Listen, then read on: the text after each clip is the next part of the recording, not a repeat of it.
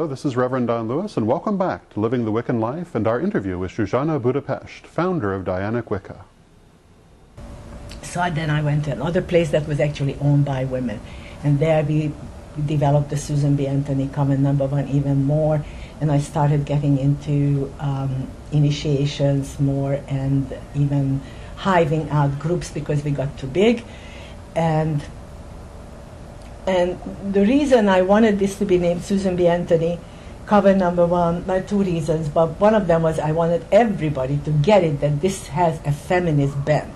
This is not la-di-da, we're not doing hoo-ha in front of statues, we're not getting off on some ancient tradition. We are making the tradition, we are creating the new mythology, but we know about the old stuff. And then after 3 years there, we returned to the old Covenstead where we were arrested again. All right. And so it was, you know, to keep doing it, you had to be there. I had to explain every time. And I did everything for 3 years. Then after 3 years, something happened. The goddess broke my leg. I mean, just the foot. And I couldn't stand on it, and they had to carry me up and carry me down. I said, it would be much easier, carry me up, put me down, but do everything I used to do. So they started stepping in my shoes because I could not stand up, and it was what it was. First it was a little limpy, then it got a little better, and then they started internalizing it. It wasn't easy to ask American women, even feminists, to step into the mythological shoes of the ancient women who carried a spiritual authority. It was very difficult because of all the wounding and the very, very hard life that women had to live. Nobody has a nice childhood. No one. Childhood is like horrible by definition. So it was a long and arduous task. I opened a candle shop bookstore so that they can themselves read up on stuff. And then it came to pass that the sisters who helped me with the store said, "See, we cannot handle this. People ask us this, that, we don't remember, we have to repeat ourselves. Our mouth goes ragged, write it down. You, write it down." So that's how the Holy Book of Women's Mysteries was born, which I feel like, my goddess, after 36 years, it still stands. It's not a good thing that it still stands. It should have been eclipsed. It should have been better. It should have been brand new books that eclipsed this. Never happened. I don't know why not. I was hoping it would. This was just my first shot. And then it got better because the book helped others, and then it spread very nicely through the book, through the bookstores, through goddess study groups, book clubs, and it went around, and I moved up here. I left Los Angeles because the air died. This was really the reason. I loved it there, but I couldn't breathe anymore. And air is a #1 requirement. Air is very important. I cannot breathe shitty air. And here, I became more of a writer, and I started publishing 8 books, which are all bringing back more of the lost culture. I saw my role sort of because I love being in libraries and dig things up, to reclaim the Earth holidays that we lost, the lunar holidays, the Grandmother of Time, Grandmother Moon. These are books I wrote. And then I saw the 80s when the women walked into their tall glass office buildings, and very nicely they just slipped off their sneakers, put them in their purse, and put on the high heels and walked in, and I thought, there's an audience here. That's my audience, my next audience. So I wrote The Goddess in the Office. Oh, yes. And that was the entry, that was the doorway for a lot of women. Yes, it was. It was an easier book than the Holy Book. It had just enough for that particular lifestyle, and I meet many women. It's the first book I ever saw was I still have it. And so now it's out of print. Out of print. I don't know how to bring it back to print, because as it is, it's perfect. I can mine it and call it something else, but I much rather see that go out because the working women need something that can bring the magic where they are 8 hours a day. 8 hours a day. So essentially, the pagan movement didn't have women prominent. When I entered it, when I got arrested for tarot reading, and that was another thing. In 1974, I was set up by a policewoman. Big story, it's in the Grandmother of Time. Funny story, as my tragedies are always funny later on. And then that fight started up, and I got a lot of help, pro bono lawyers. It took us 9 years, but we defeated the law. And the law was that it was inherently fraudulent to read tarot cards to anyone, unite friends, find water or anything, get lovers for people, anything. Oh, and then there was something called Oriental magic, which I still don't know to this day what that is. It was a big fat paragraph. It was called 4330, and it was all fraudulent, bunco law. Now, in my case, there was no ripped-off person. Nobody was complaining. And the policewoman I read cards to, poor thing, she didn't want to testify against me because by the time we got to the court, everything I told her came to pass. Everything. And I got some pretty particular things, like her mother will move to Florida. I mean, where did I get there? I don't know, but it happened.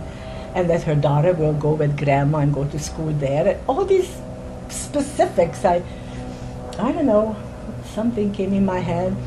Anyway, I lost, and I was found guilty.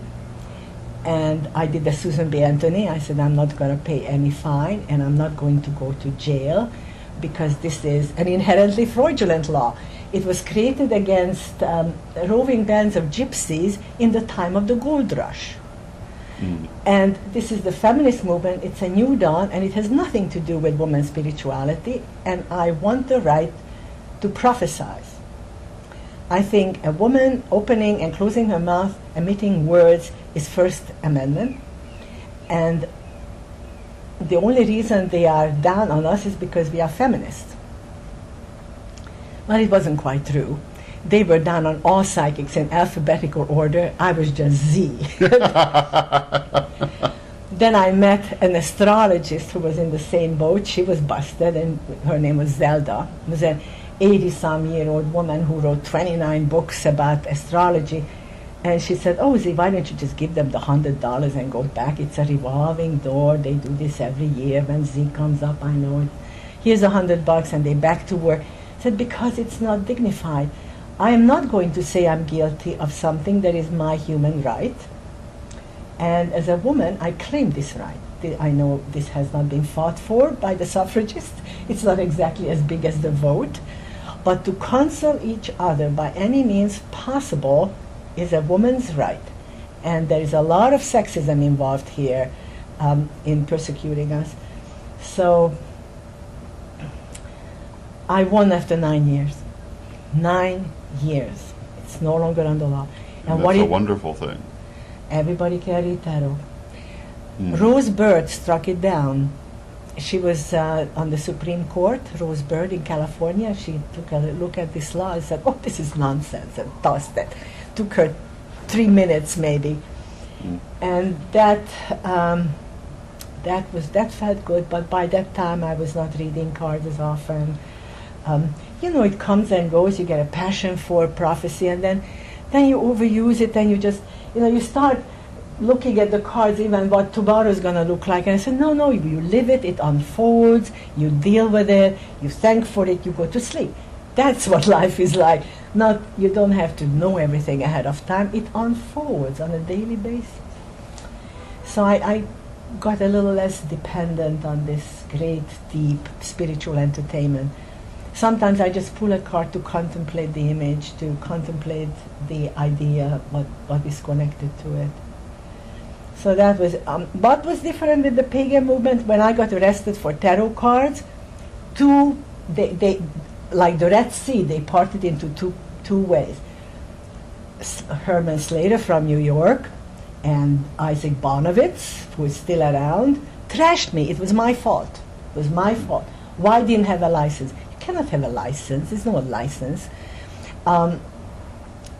If it's against the law, you don't get license. I mean, it's a simple thing. They didn't get it, and they were pissed that suddenly this woman out of nowhere is like, I rose to prominence on this terror trial because somehow well, first of all, it happened in Los Angeles, where the media lives.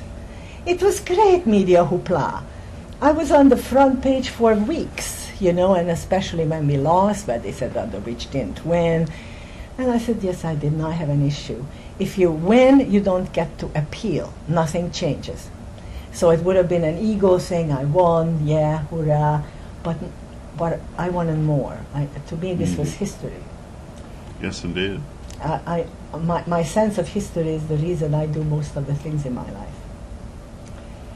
And maybe that's because of the Hungarian Revolution. You know, I come from a time, I was born in just a year before the war broke out. So I was a toddler in the basement, where we kept the coal. And during the Hungarian Revolution, I was 16, so it was totally clear what was happening, and I got very impacted by that. Yes, that when people unite, you can defeat tyrants, Absolutely. even Russian tyrants. And that was a big lesson for me. And when I saw the civil rights movement in this country and the chant, you know, people united can never be defeated, which, by the way, is chanted in Arab now against us on television. And it's all men. Where are the women? Nobody knows. And they chant the old 60s chants because this spirit goes around, comes around, and it has gone there now. They just fight for their own things. Well, if people would like to learn more about you or contact you, could you tell us your website? It's www.zbudapest.com, and please come there. I have a list. Then you can sign up. That's for free. I have an online school, which I'm very proud of, but it just now really starts to gel how to run that kind of a teaching method. And call your bookstores about my books and make them carry it, because they like to forget about the West Coast. West Coast writers get far less attention in publishing than the East Coasters. Well, thank you so much for this interview. It's a great honor. And you're one of the very few true matriarchal heads of this movement. Blessed be. And blessed be to you, and thank you so much. I hope that you enjoyed this episode and that you'll join us again for more of Living the Wiccan Life. Until then, may you blessed be.